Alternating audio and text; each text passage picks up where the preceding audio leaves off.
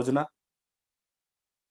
అనేక కొత్త ఆలోచనలకు అంకురార్పణ చరిత్ర పొడవునా చేస్తున్నటువంటి సుందర విజ్ఞాన భవన్‌లో ఒక సదస్సు జరిగింది.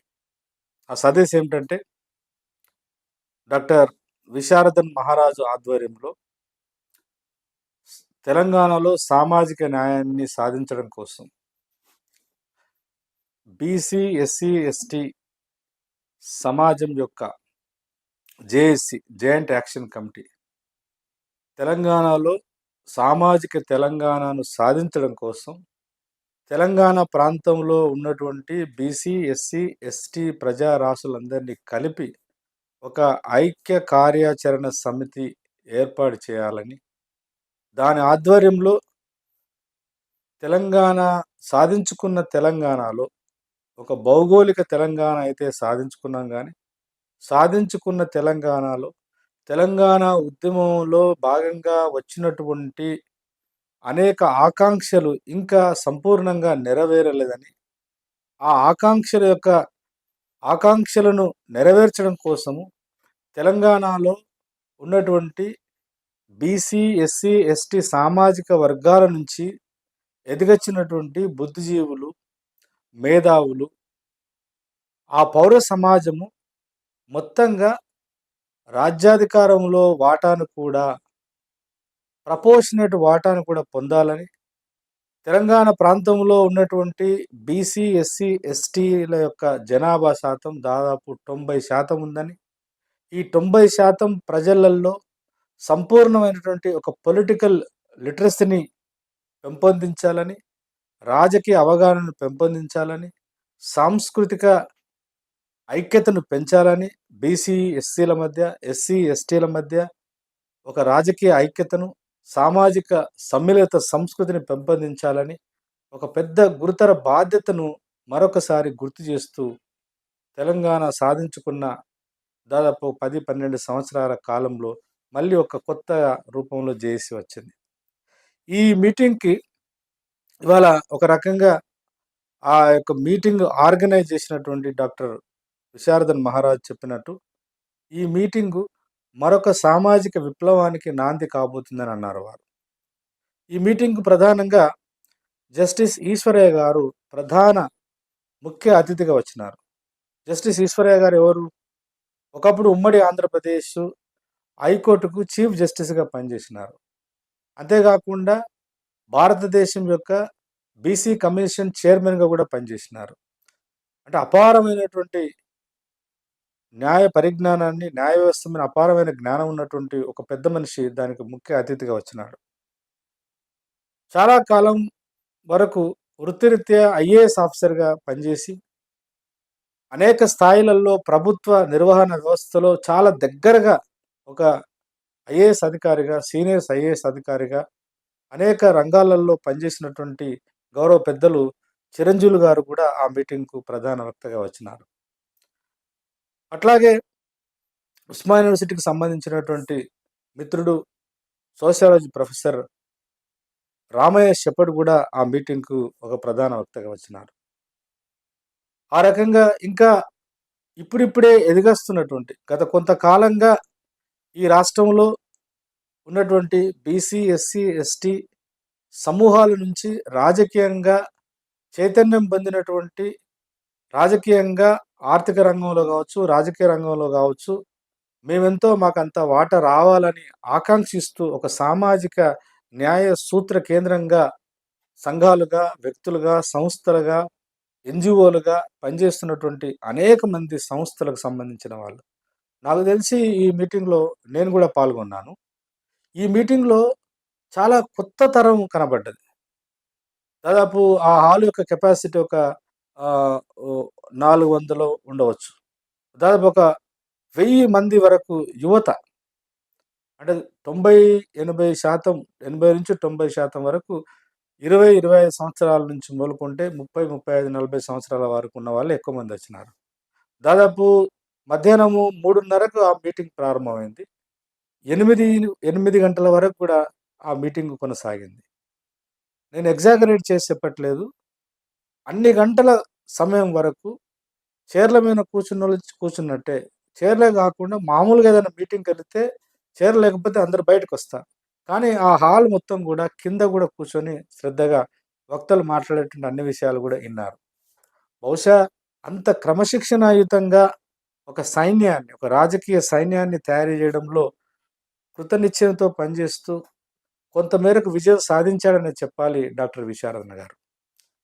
అయితే ఈ మీటింగ్ యొక్క సారాంశం ఏంటంటే చాలామంది అంటే మహిళలు పాల్గొన్నారు. అంటే బీసీ సామాజిక వర్గానికి సంబంధించిన వాళ్ళు, ఆదివాసీ సామాజిక వర్గాలకు సంబంధించిన వాళ్ళు, ముఖ్యంగా బంజారా సామాజిక వర్గానికి సంబంధించిన కొత్త తరం కనబడ్డదక్కడ. స్త్రీలు ప్రధానంగా అంటే సబ్బండ కులాలకు సంబంధించినటువంటి చాకలి కులం, తర్వాత కుమ్మరి కులము, కమ్మరి కులము, వడ్రంగి కులము, తర్వాత ఎస్సీ, మాల, మాదిగ అనేక సామాజిక వర్గాల నుంచి యువత, స్త్రీలు పెద్ద ఎత్తున పాల్గొన్నారు. ఇవాళ ఎందుకు నేను ఈ వీడియో చేస్తున్నానంటే, నేను గూడా ప్రత్యక్షంగా నేను విద్యార్థిగా ఉన్నప్పుడు పరిశోధకుడిగా ఉస్మానియా యూనివర్సిటీలో ఉన్నాను. అంటే విద్యార్థిగా చరిత్రను చదువుకున్నా. తెలంగాణ అన్నప్పుడల్లా చరిత్రకారులు చెప్పినటువంటి ఒక ప్రధానమైనటువంటి అంశం ఏంటంటే, తెలంగాణ అంటేనే తెలంగాణ ప్రాంతానికి 450 సంవత్సరాల చరిత్ర ఉంది అని. అంటే ఏంటిది? దాదాపు 400 లేదా 500 సంవత్సరాల కాలం నుంచి ఈ తెలంగాణ ప్రాంతం తనదైనటువంటి స్వయం ప్రతిపత్తితో కూడుకున్న రాజకీయాలను, సమాజాన్ని నిర్మించాలని నిరంతరం రకరకాల పద్ధతులు, రకరకాల స్థాయిలలో ఉద్యమాలు నిర్మించిందని దాని యొక్క చరిత్ర సారాంశం. అంటే మొఘలులు పరిపాలించినప్పుడు, మొఘలులు ఎక్కడో ఢిల్లీలో ఉండి, ఇక్కడ ఈ ప్రాంతాన్ని కబళించాలనుకున్నప్పుడు, అటు కాకతీయుల రూపంలో దానికి అడ్డుకట్ట వేసినారు. ఆ రకంగా కాకతీయుల సామ్రాజ్యం ఏర్పడ్డ తర్వాత, కాకతీయులు ఆ కాకతీయ సామ్రాజ్యంలో ఉండేటువంటి అణగారిన ప్రజారాశుల యొక్క హక్కులను గౌరవించట్లేదని చెప్పేసి సమ్మక్క, సారక్క లాంటి వాళ్ళు కొట్లాడినట్టు చరిత్ర చెప్తది. అట్లా ఆసఫ్ జాహీలు పరిపాలించినారు, నవాబులు పరిపాలించినారు, తురుష్కులు పరిపాలించినారు, బహమినీ సామ్రాజ్యం కొంత ఇందులో భాగమైంది. ఇట్లా ప్రాచీన కాలం నుంచి శాతవాహనులు పరిపాలించినారు, శాలివాహనులు పరిపాలించినారు. ఇలా రాజరిక వ్యవస్థ ఇక్కడ వెలిసిల్లినప్పటికీ, ఆ రాజరిక వ్యవస్థలో కూడా అంతర్గతంగా అనేక తిరుగుబాట్లు వచ్చినాయని ఆ మాట యొక్క అర్థం. సరే నిజాములు పరిపాలించినారు. నిజాం యొక్క నియంతృత్వ రాజరిక వ్యవస్థ నుంచి కూడా ప్రజా పోరాటాల ద్వారా విముక్తి పొందినాం. తెలంగాణ సాయుధ పోరాటం జరిగింది. తెలంగాణ సాయుధ పోరాటం తర్వాత తెలంగాణ ప్రాంతాన్ని హైదరాబాదు రాష్ట్రాన్ని ఒక రకంగా అప్పుడు తెలంగాణ ప్రాంతం అనలేము. హైదరాబాదు రాష్ట్రాన్ని 1956లో ఆంధ్రప్రదేశ్‌లో కలిపినాము. కలిపినప్పుడు అనేక రకాల వాగ్దానాలు, ఆర్థికపరమైనటువంటి వాగ్దానాలు, రాజకీయపరమైనటువంటి వెసులుబాటు వాగ్దానాలు, విద్యా, ఉద్యోగ రంగాల్లో ప్రత్యేక అవకాశాలు కల్పిస్తామని రాజకీయ వాగ్దానాలు చేసినారు. ఒక భాష, ఒకే ప్రజ, ఒకే భాష అనేటువంటి దాని పేరుతోని ఉమ్మడి ఆంధ్రప్రదేశ్ ఏర్పడ్డది. అయినా గూడా చేయబడ్డ వాగ్దానాలు విఫలమైనాయి. మళ్ళీ తిరుగుబాటు 52లో తిరుగుబాటు, 50 56 తర్వాత 69లో తిరుగుబాటు. ఇట్లా చరిత్రనంతా మాలాంటి వాళ్ళం చదువుకున్నాం. మొత్తంగా చరిత్ర పొడవునా తెలంగాణ ప్రాంతంలో ఉన్న అణగారిన వర్గాలు ప్రధానంగా.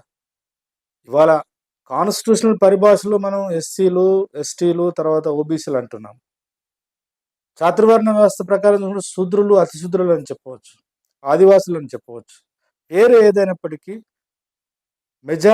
సంఖ్యాపరంగా మెజారిటీ ప్రజారాశుల యొక్క సామాజిక, ఆర్థిక, రాజకీయ, వైయక్తిక జీవితం అంతా గూడా ఆధిపత్య రూపంలో ఇంకొక సామాజిక వర్గాల యొక్క ఆధీనంలో ఉన్నప్పుడు వాటికి వ్యతిరేకంగా అనేక రూపాల్లో పోరాటాలు జరిగాయని చరిత్ర యొక్క సారాంశం. సరే 69 ఉద్యమం గురించి చదువుకున్నాం. అప్పుడు 69 ఉద్యమానికి కూడా నాయకత్వం వహించింది. సరే అది ఖమ్మంలో ప్రారంభమైనప్పటికీ, ఆ తర్వాత కాలంలో ఉస్మానియా కేంద్రంగా, కాకతీయ కేంద్రంగా పెద్ద ఉద్యమం జరిగింది. ఆ ఉద్యమంలో దాదాపు ఒక 369 మంది ప్రభుత్వ రికార్డ్స్ ప్రకారం. ప్రభుత్వ రికార్డ్స్‌కు కొంచెం బయట ఆలోచిస్తే దాదాపు ఒక 1000 మంది మరణించుంటారు.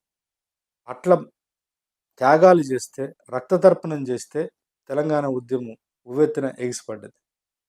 అయినా కూడా తెలంగాణ మళ్ళీ తెలంగాణ ఉద్యమంలో పాల్గొన్నటువంటి అంతమంది యువత ప్రాణత్యాగం చేసినప్పటికీ తెలంగాణలో ఉన్న అశేష ప్రజారాశులు కోరుకున్నటువంటి రాజకీయాలు నిర్మాణం కాలేదు. సామాజిక పరివర్తన జరగలేదు. ఆర్థిక ఆర్థిక వ్యవస్థను సమాన సమానత్వం వైపు నడిపియలేకపోయినారు ఈ పాలకులు. అందుకే మళ్ళీ 1984, 90లోనే మళ్ళీ తెలంగాణ ఉద్యమం ప్రారంభమైంది. అప్పటినుంచి మొదలుకుంటే నిధులు, నియామకాలు, ఆత్మగౌరవం అనేటువంటి ఈ 4 అంశాల కేంద్రంగా రెండోసారి తెలంగాణ ఉద్యమం జరిగింది. సరే ఆ ఉద్యమంలో కొంచెము కవులు, కళాకారులు, మేధావులు, బుద్ధిజీవుల యొక్క త్యాగాల వల్ల, వాళ్ళు ఇచ్చినటువంటి స్ఫూర్తితో వల్ల, వారు ఇచ్చినటువంటి మేధోపరమైనటువంటి జ్ఞానం ద్వారా అందరూ గ్రామీణ ప్రాంతాల నుంచి మొదలుకుంటే పట్టణ ప్రాంతాల వరకు సబ్బండ కులాలు ఆ ఉద్యమంలో భాగమై సకల జనులు ఒక్క తాటి మీదకొచ్చి జై తెలంగాణ అంటే ప్రభుత్వాలు దిగొచ్చి తెలంగాణను ఒక ప్రత్యేక రాష్ట్రంగా ఏర్పరిచినారు. ఈ మొత్తం ఉద్యమ పరంపరకు ట్యాగ్ లైన్ ఏందనంటే నీళ్లు, నిధులు, నియామకాలు, ఆత్మగౌరవం. సాధించుకున్న తెలంగాణ కొత్త రాష్ట్రంగా ఏర్పడడం, నీళ్లు అంటే తెలంగాణ భౌగోళిక ప్రాంతానికి జీవధారలుగా సజీవ సాక్ష్యంగా ఉన్నటువంటి గోదావరి మరియు కృష్ణా నదీ పరివాహక ప్రాంతంలో రాజ్యాంగబద్ధంగా ఈ ప్రాంతానికి రావాల్సినటువంటి నీటి వాటా రావటం లేదని చెప్పేసి ఎంతోమంది బుద్ధిజీవులు దాని మీద సూక్ష్మమైన పరిశీలన చేసి వ్యాసాలు రాయడం ద్వారా, వాటి మీద పాటలు రాయడం ద్వారా సబ్బండ జనాలకు ఆ సమస్య అర్థమయ్యి గ్రామంలో ఉన్నటువంటి ప్రతి రైతు, ప్రతి బీద, ప్రతి సబ్బండ కులం కూడా దానిలో భాగం కావడానికి ఆస్కారం ఏర్పడ్డది. తెలంగాణ వచ్చింది. కొంతమేరకు ఈ ప్రాంతానికి, ఈ రాష్ట్రానికి రావాల్సినటువంటి నీటి వాటా విషయంలో కొన్ని లోపాలు ఉన్నప్పటికీ తెలంగాణకు రావాల్సినటువంటి వాటాను సాధించుకోవడంలో గత పాలకులు కొంత ప్రయత్నం చేసినారు. అది టీఆర్ఎస్ ప్రభుత్వం చేసినటువంటి మాట వాస్తవం. చరిత్రను చరిత్రగా గౌరవిద్దాం. అయితే సంపూర్ణంగా అదేమి విజయవంతం కాలేదు. సరే నీళ్ళైతే ఈ ప్రాంతానికి వచ్చినాయి, కానీ వచ్చినటువంటి నీళ్లు ఆనకట్టలు కట్టినారు. ఇప్పుడు కాళేశ్వరం లాంటి ప్రాజెక్టు కట్టినారు. తర్వాత మహబూబ్నగర్ జిల్లాలో పెద్ద ప్రాజెక్టే కడుతున్నారు. ఆ రకంగా చిన్న చిన్న డ్యామ్లు కూడా వచ్చినాయి, చిన్న చిన్న ప్రాజెక్టు కూడా వచ్చినాయి.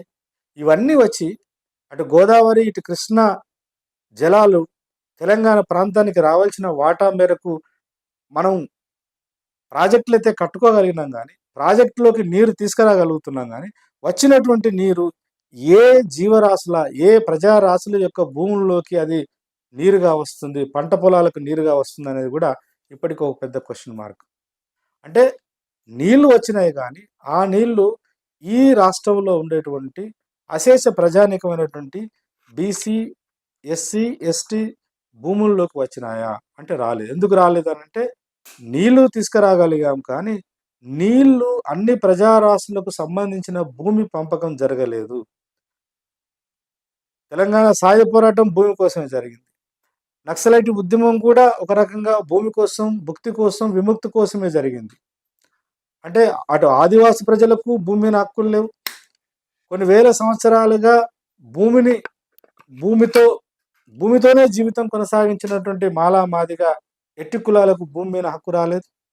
అంటే భూమిని మాత్రమే నమ్ముకొని పొద్దున లేచినప్పటి నుంచి రాత్రి పడుకునేంత వరకు దాకా ఆ భూమి మీదనే పొరలాడినటువంటి ఈ బీదా బిక్కి జనాలకు ఆ భూమి మీద అవకాశం లేకుండా పోయింది.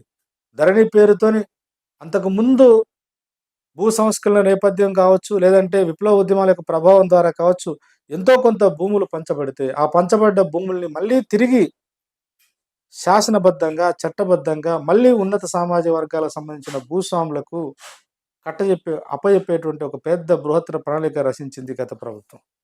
నీళ్లకు సంబంధించిన కొంత ప్రక్రియ ముందుకు పోతున్నట్టు కనబడుతున్నా ఆ నీళ్లు సబ్బండ కులాల యొక్క భూములు లేకపోవడం వలన దానిలో కూడా ఆశించినటువంటి సామాజిక న్యాయం జరగలేదని మనం చెప్పవచ్చు.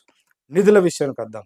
నిధులు ఈ ప్రాంతంలో ఉండేటువంటి ప్రతి తెలంగాణ పౌరుడు చెల్లించేటువంటి పన్నుల రూపంలో వస్తున్నటువంటి బడ్జెట్ నిధులు ఈ ప్రాంతం మీదనే ఖర్చు పెట్టాలి.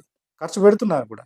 కానీ ఖర్చు పెడుతున్న దాంట్లో ప్రభుత్వాలు రచించి ఇంప్లిమెంట్ చేసినటువంటి సంక్షేమ పథకాలు కావచ్చు, అభివృద్ధి పథకాలు కావచ్చు, ఇవన్నీ కూడా తద్వారా వచ్చేటువంటి ప్రత్యక్షంగా, పరోక్షంగా వచ్చేటువంటి లాభాలు ఎవరు పొందారంటే, మళ్ళీ రియల్ ఎస్టేట్ వ్యాపారం చేసినటువంటి కాంట్రాక్టర్లు ఎవరు ఈ రాష్ట్రంలో? మళ్ళీ ఉన్నత సామాజిక వర్గాలకు సంబంధించిన వాళ్ళే. ఇంకొంచెం ముందుకెళ్ళి చెప్పాలంటే, అసలు ఈ ప్రాంతంతో సంబంధం లేనటువంటి బడా పారిశ్రామికవేత్తలు, బడా పెట్టుబడిదారులకు, బడా రియల్ ఎస్టేట్ వ్యాపారులకే లక్షల కోట్ల రూపాయలు దోసిపెట్టినటువంటి సందర్భం గూడా మన కళ్ళ ముందు ఉన్నటువంటి చరిత్ర. నియామకాలు. దీని గురించి మనం ఎంత తక్కువ మాట్లాడుకుంటే అంత మంచిది. అసలు ఉద్యమంలో ఉవ్వెత్తున ఎగిసిపడ్డటువంటి యువత అంతా గూడా రేపు తెలంగాణ వస్తే మాకు ఉద్యోగాలొస్తాయని అక్రమంగా, అన్యాయంగా తెలంగాణ ప్రాంతానికి రావాల్సినటువంటి, తెలంగాణ యువతకు రావాల్సినటువంటి 2,50,000 ఉద్యోగాలు తెలంగాణేతర ప్రాంత యువత ఆక్రమించిందని చెప్పి గదా! ప్రాణాలకు తెగించి ఉస్మానియా, కాకతీయ అన్ని విశ్వవిద్యాలయాల్లో ఉద్యమాలు నిర్మాణమైంది. రాజకీయ పార్టీలు విఫలమైనప్పుడల్లా ఉద్యమాన్ని భుజాన యేసుకొని లాఠీ చార్జీలు తిన్నది. రక్తం బారించింది. జైలు జీవితం గడిపింది. కానీ గత ప్రభుత్వం ఉద్యోగాల విషయంలో పెద్దగా పురోగతి సాధించలేదనేది వాస్తవం. సరే, గత ప్రభుత్వం పక్కన పెడితే, ఆత్మగౌరవం విషయాన్ని అన్ని రాజకీయ పార్టీలు చాలా నర్మగర్భంగా దాన్ని కనుమరుగు చేసి, దాన్ని భూస్థాపితం చేసే ప్రయత్నం చేస్తున్నాయి. కానీ ఉద్యమం ప్రారంభ దశలో, ఉద్యమం జరుగుతున్న దశలో వ్యక్తులుగా, సంస్థలుగా, ఆయా సంస్థలలో, ఆయా పార్టీలలో, ఆయా సంఘాలలో పనిచేసినటువంటి బీసీ, ఎస్సీ, ఎస్టీ ప్రజారాశి నుంచి వచ్చినటువంటి బుద్ధిజీవులు తెలంగాణ ఉద్యమం అంటే అస్తిత్వ ఉద్యమం అయినప్పటికీ, ఆ అస్తిత్వానికి ఆత్మగౌరవం లేకుండా, అస్తిత్వానికి రూపం లేదు, సారం లేదని వాదించిన వాళ్ళు ఉన్నారు. అట్లా ఆత్మగౌరవాన్ని తెలంగాణ ఉద్యమం నుంచి పూర్తిగా డిటాచ్ చేసేటువంటి ఒక ప్రయత్నం ఉద్యమం జరుగుతున్నప్పుడు జరిగింది. ఇప్పుడైతే మెల్లమెల్లగా ఆ చరిత్రను రసిస్తున్నటువంటి రచయితలు ఎవరు కూడా ఆత్మగౌరవం అనేటువంటి ప్రతీకను తెలంగాణ ఉద్యమానికి, దానికి అంటుపెట్టుకొని చూడడానికి ఇష్టపడట్లే. ఒక బ్రాడ్‌గా తెలంగాణ అస్తిత్వం అనంటే భాష, యాస, సంస్కృతి, జీవన విధానము, వీటిలో వివక్ష జరిగింది. కాబట్టి అక్కడ ఆత్మగౌరవం అన్నారు తప్ప, అంటే తెలంగాణ మరియు తెలంగాణేతర ప్రజలకు సంబంధించిన వైవిధ్యాన్ని ఆత్మగౌరవంగా చూశారు తప్ప, తెలంగాణలో భాగమైనటువంటి ఈ జీవరాశులలో, ఈ సమూహాలలో ఉండేటువంటి ఎస్సీ, ఎస్టీ, బీసీలకు, ఇతర ప్రజారాశులకు సాంస్కృతికంగా, ఆర్థికంగా, రాజకీయంగా ఉన్నటువంటి వైరుధ్యము, ఆ యొక్క గ్యాప్‌ను దాన్ని ఆత్మగౌరవ పోరాటంగా చూడడానికి ఇష్టపడట్లేదు పాలకులు.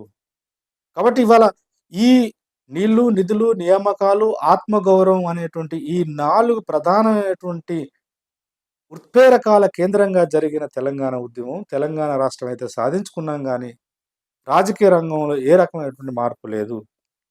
ఉదాహరణకు ఎందుకు ఈ జేఏసీ ఏర్పడవలసిన అవసరం ఏర్పడ్డది అనంటే, అందరము యునానిమస్‌గా అంగీకరించడానికి మమ్మల్ని అటువైపు ప్రోద్బలపరిచింది ఏంటటువంటి అంశం ఏంటంటే, రాజకీయంగా చూసుకుంటే ఇవాళ తెలంగాణ రాష్ట్ర శాసనసభలో 119 మంది ప్రజాప్రతినిధులుంటే, దాంట్లో రెడ్డి సామాజిక వర్గం వాళ్ళు 43 మంది ఉన్నారు. కానీ వాళ్ళ జనాభా కేవలం 5%. వెలమలు 13% ఉన్నారు. ఆ సామాజిక వర్గం జనాభా 0.5%. ఆ రకంగా కమ్మలు 4 ఉన్నారు. కమ్మలు వాస్తవానికి ఆంధ్ర ప్రాంతానికి సంబంధించిన వాళ్ళు. సరే, ఉమ్మడి ఆంధ్రప్రదేశ్ ఏర్పడ్డ తర్వాత వ్యాపారాల కోసం కావచ్చు, ఎక్కడెక్కడైతే శ్రీరామ్ సాగర్ ప్రాజెక్టు లేదా ఇతర ప్రాజెక్టులు, నీటి వనరులు ఎక్కడెక్కడైతే ఉన్నాయో అక్కడ వచ్చి స్థిరపడ్డటువంటి కమ్మలున్నారు. వాళ్ళ జనాభా కూడా తెలంగాణలో చాలా తక్కువ ఉంటది. వాళ్ళు 4 ఉన్నారు. బ్రాహ్మణ సామాజిక వర్గం నుంచి ఒక్కరున్నారు. వైశ్య సామాజిక వర్గం నుంచి ఒక్కరున్నారు. ఆ రకంగా రెడ్డి, వెల్మ, కమ్మ, బ్రాహ్మణ, వైశ్య వీళ్ళందరూ ఉన్నారు. తర్వాత వీళ్ళ మొత్తం శాతము, అంటే బీసీల యొక్క పర్సెంటేజ్ ఎంత ఉంది అనంటే, ఈ బీసీ అంటే మొత్తం ఈ రెడ్డి, కమ్మ, వెల్మ, బ్రాహ్మణ, వైశ్య యొక్క పర్సెంటేజ్ వచ్చేసి 52% ఉంది. బీసీలు 19 మంది మాత్రమే ప్రతినిధులు ఉన్నారు ఎమ్మెల్యేలుగా. కానీ వాళ్ళ జనాభా దాదాపు 50 పైచిలుకే. సరే, ప్రభుత్వం చెప్తున్నట్టు 50% అనుకున్నా కూడా వాళ్ళ యొక్క రిప్రజెంటేషన్ కేవలం 16% ఉంది. సరే, ఎస్సీలకు 19 మంది ఉన్నారు. ఎందుకంటే 15% రిజర్వేషన్ ఉంది కాబట్టి. ఎస్టీలకు రిజర్వేషన్ ప్రొవిజన్ ఉంది కాబట్టి 12 మంది ఉన్నారు. 19 మంది ఎస్సీ నేపథ్యం ఉన్నటువంటి ప్రజాప్రతినిధులు ఉన్నారు. ఎస్టీలు 12% ఉన్నారు. బీసీలు వాళ్ళ జనాభా 50-60% ఉంటే, వాళ్ళ యొక్క ప్రాతినిధ్యం కేవలం 16% మాత్రమే ఉంది. అదే ఒక 10% ఉన్నటువంటి జనాభా కలిగినటువంటి మొత్తం రెడ్లు, వెలుములు, కమ్మలు, బ్రాహ్మణులు, వైశ్యులు కలుపుకుంటే, మొత్తం వాళ్ళ యొక్క పర్సెంటేజ్ 52% ఉంది.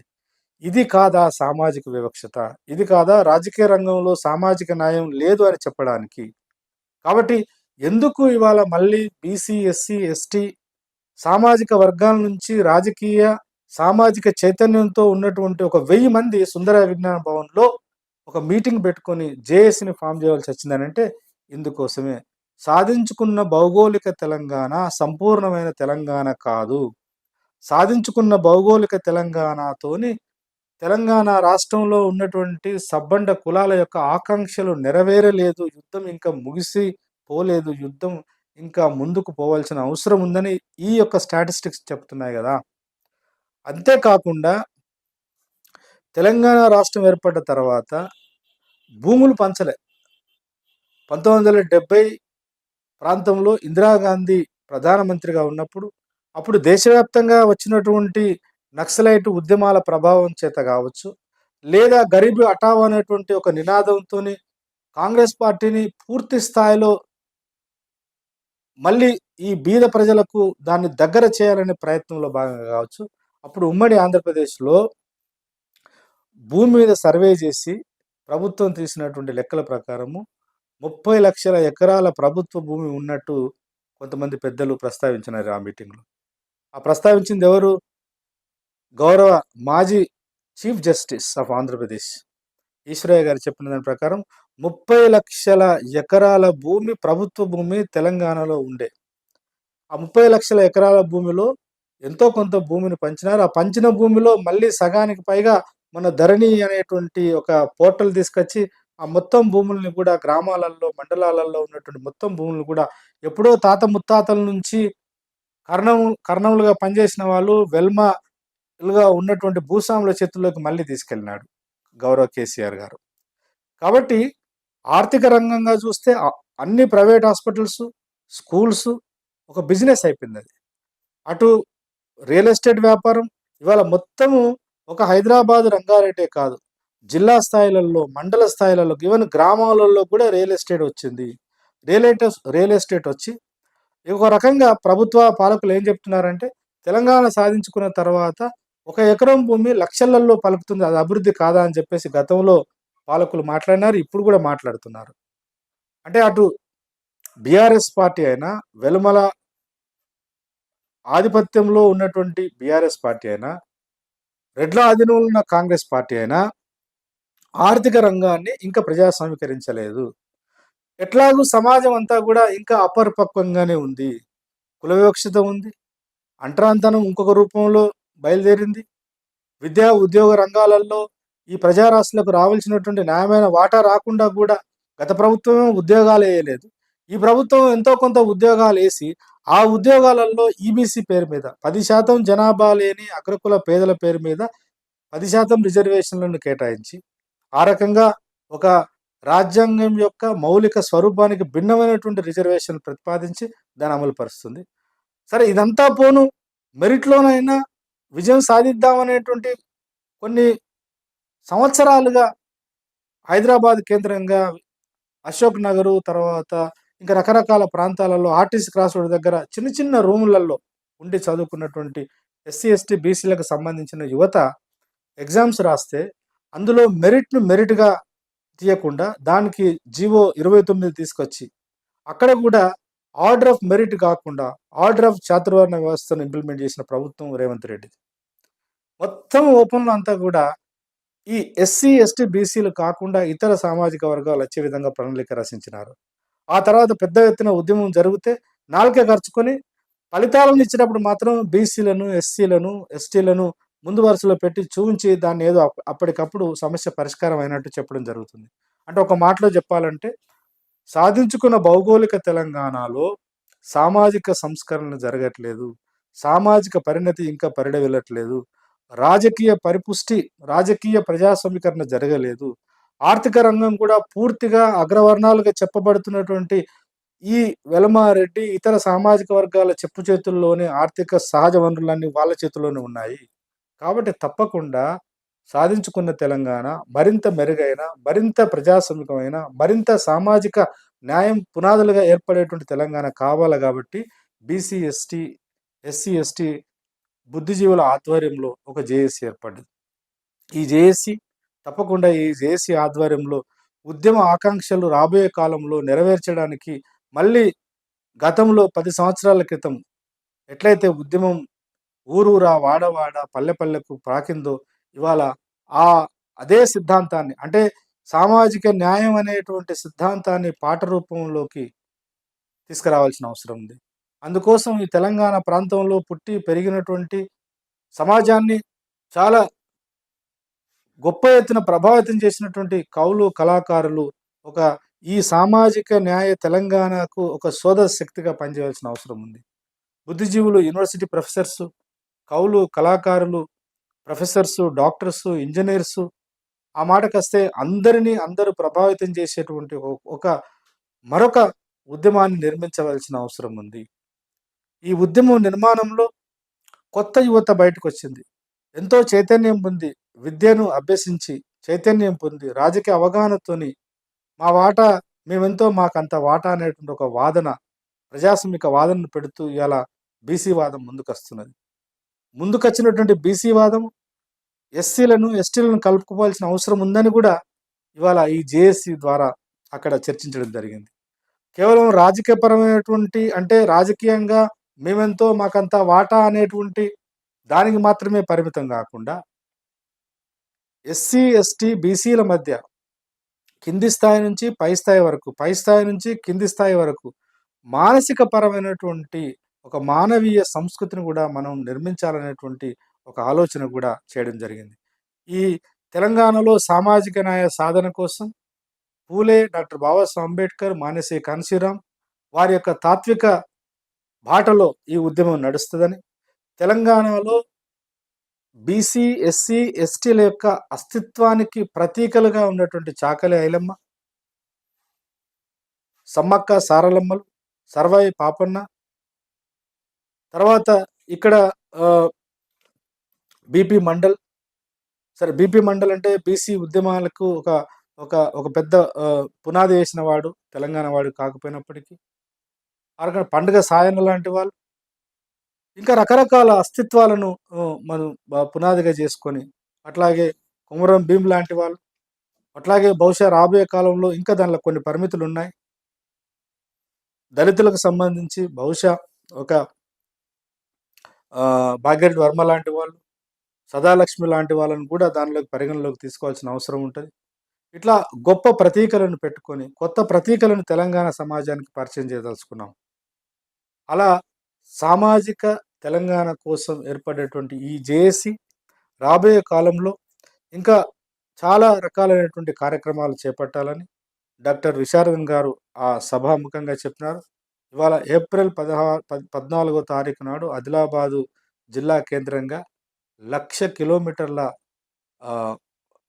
భూయాత్ర అనేటువంటి దాన్ని పెట్టుకొని వస్తున్నారు. దానిలో భాగంగా మళ్ళీ ఒక 10,000 కిలోమీటర్లు కాలినడకన ప్రయాణం చేస్తామని, ఈ మొత్తము దాదాపు 3 సంవత్సరాల కాలంలో జరిగేటువంటి ఈ మొత్తము రథయాత్రలో భాగంగా పల్లె పల్లెను ఆ రథయాత్ర కొనసాగుతుందని, గ్రామీణ ప్రాంతాలలో, పట్టణ ప్రాంతాలలో, మురికివాడల్లో ఉన్నటువంటి అశేష ప్రజానికమైన బీసీ, ఎస్సీ, ఎస్టీ ప్రజల యొక్క నిజమైన సమస్యలను తెలుసుకోవడం, తెలుసుకున్న సమస్యలను రాజకీయ అస్త్రాలుగా మార్చి అధికారంలో ఉన్నటువంటి పాలకుల యొక్క దృష్టికి తీసుకురావడము, కొన్ని తక్షణమే పరిష్కారం కావాల్సిన వాటిని పాలకులు పరిష్కరించే విధంగా ఒక ఒత్తిడి తీసుకురావడం, అంతిమంగా రాబోయే కాలంలో ఈ బీసీ, ఎస్సీ, ఎస్టీల యొక్క రాజకీయ చైతన్యాన్ని నెరవేర్చి, రాజకీయ చైతన్యాన్ని అందించి రాబోయే కాలంలో అధికారంలో కూడా రెడ్లిలు 43 మంది కాకుండా, వెలుమలు 13 మంది కాకుండా,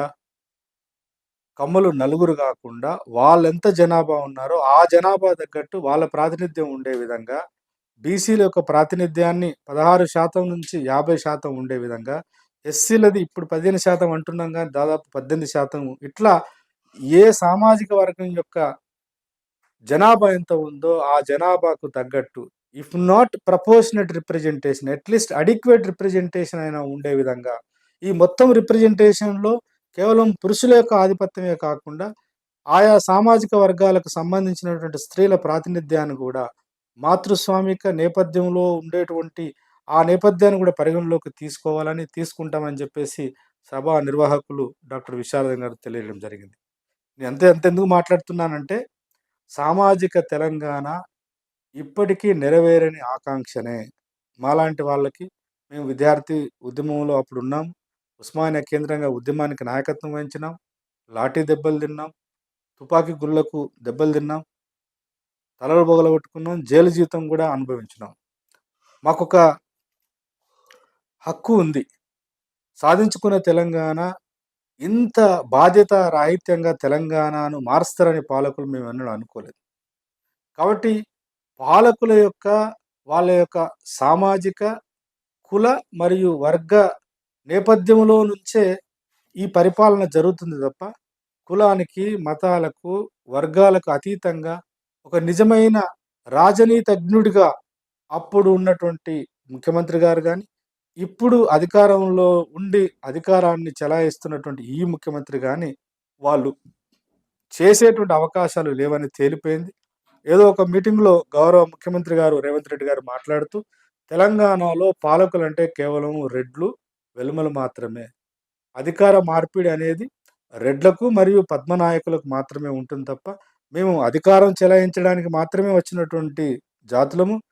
ఈ తెలంగాణలో ఉన్న బీసీలు, ఎస్సీలు, ఎస్టీలు కేవలము అనుచరులుగా ఉండాలి తప్ప, మా అడుగుజాడల్లో నడవాలి తప్ప, మేము అవకాశాలిస్తే వాటిని వాడుకోవాలి తప్ప, స్వతంత్రంగా, సార్వభౌమాధికారికంగా, ఒక సార్వత్రికంగా, ఒక ఇండిపెండెంట్‌గా, అటానమస్‌గా ఈ ఈ యొక్క సామాజిక వర్గాలు ఎదిగే ఆస్కారమే లేదనేటువంటి మాటను చాలా బాహాటంగా అన్నాడు. సరే ఆయన యొక్క నమ్మకం, ఆయనకున్నంత స్పష్టత తెలంగాణలో ఉన్నటువంటి ఎస్సీ, ఎస్టీ, బీసీలకు లేకపోవడమే ఈ రాజకీయ బానిసత్వానికి కారణం.